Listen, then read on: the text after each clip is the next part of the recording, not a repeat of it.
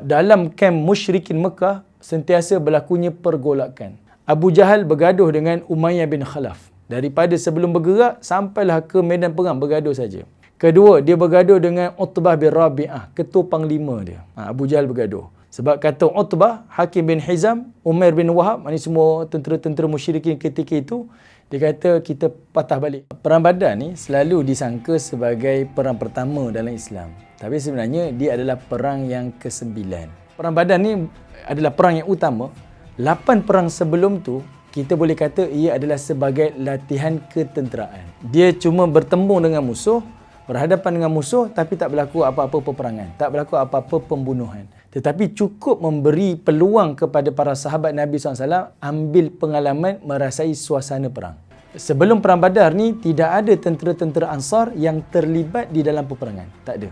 Hanya tentera Muhajirin sahaja. Ini berkait dengan perjanjian Aqabah Al-Kubra antara Nabi dan orang-orang Ansar. Saya nak highlight, sebelum berlakunya Perang Badar ni, Allah Ta'ala ada turunkan satu wahyu kepada Nabi SAW. Allah turunkan 3 wahyu. Satu daripada suratul Baqarah, 2 lagi daripada surah Muhammad. Tapi yang kalau kita tengok dalam suratul Baqarah, ayat 190, Allah Ta'ala berfirman, وَقَاتِلُوا فِي سَبِيلِ اللَّهِ الَّذِينَ يُقَاتِلُونَكُمْ وَلَا تَعْتَدُوا إِنَّ اللَّهَ لَا يُحِبُّ الْمُعْتَدِينَ.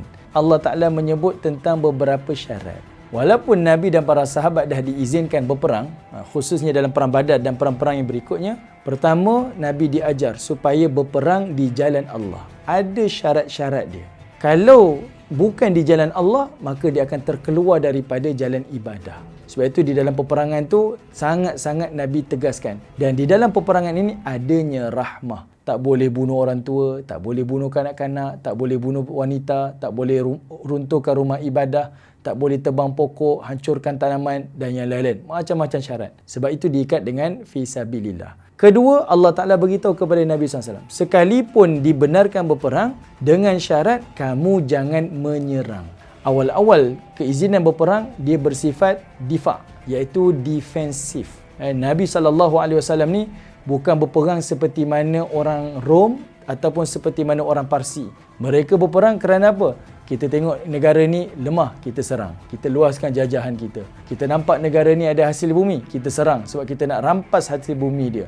Agama ni adalah untuk mempertahankan. Apabila diserang, barulah Allah izinkan mereka mempertahankan diri. Dan Allah mengencam orang yang cuba menyerang musuh. Dan ayat berikutnya Allah Ta'ala menyebutkan waqtuluhum haitsu thaqiftumuhum wa akhrijuhum min haitsu akhrajukum wal fitnatu asyaddu minal qatl. Pada ayat ini menariknya Allah Ta'ala menyebutkan selepas berlakunya perang. Ayat ni turun sebelum Perang Badar. Adakah Nabi tahu akan berlaku Badar? Nabi tak tahu. Tapi bila Allah Ta'ala sebut, selepas ni kamu akan berperang. Dan selepas ini kamu akan membunuh musuh kamu di mana sahaja kamu berada. Itu menunjukkan kepada kita Allah Ta'ala suruh baginda Nabi dan para sahabat mempersiapkan mental. Kerana selepas peperangan Badar akan berlakunya rentetan peperangan. Dalam tempoh 1 tahun, lebih kurang puratanya 7 ke 8 perang. Allah Ta'ala telah memberikan jaminan kepada Nabi. Walaupun terus dipersiapkan mental sebab kamu akan berhadapan perang yang tak berkesudahan. Lepas itu Allah Ta'ala sebut, kamu akan keluarkan mereka daripada tempat yang mereka keluarkan kamu. Tanpa disedari, ayat itu sebenarnya macam satu jaminan. Kamu akan menang selepas itu. Berarti Nabi akan kembali ke kota Mekah. Artinya dalam ayat ini ada persiapan mental supaya terus berperang untuk mempertahankan agama Allah dan penghujungnya ada jaminan kejayaan daripada Allah Subhanahu Wa Taala. Allah Ta'ala dah gambarkan walaupun adanya bantuan Allah Ta'ala dalam peperangan ni, tetapi hakikatnya adanya kesilapan di pihak musyrikin. Sebab itu mereka kalah besar di dalam peperangan tersebut. Ini Allah Subhanahu Wa Taala menyebutkan di dalam surah Al-Anfal, kata Allah, "Wala takunu kalladzina kharaju min diyarihim batara wa ria'an nas wa yasudduna an sabilillah. Wallahu bima ya'maluna muhit." Kata Allah Subhanahu Wa Taala, yang mana mereka itu telah keluar berperang daripada rumah-rumah mereka dengan membawa perasaan angkuh. Bila seseorang bertindak dengan emosi dia, maka dia akan melakukan banyak perkara-perkara kesilapan kecil. Dan itulah yang dilakukan oleh Abu Jahal. Kenapa dia kalah sedangkan tenteranya sangat ramai, kelengkapan perang yang lebih sempurna? Sebab dia bertindak dengan emosi dia. Dan keduanya, dia lebih kepada menunjuk-nunjuk.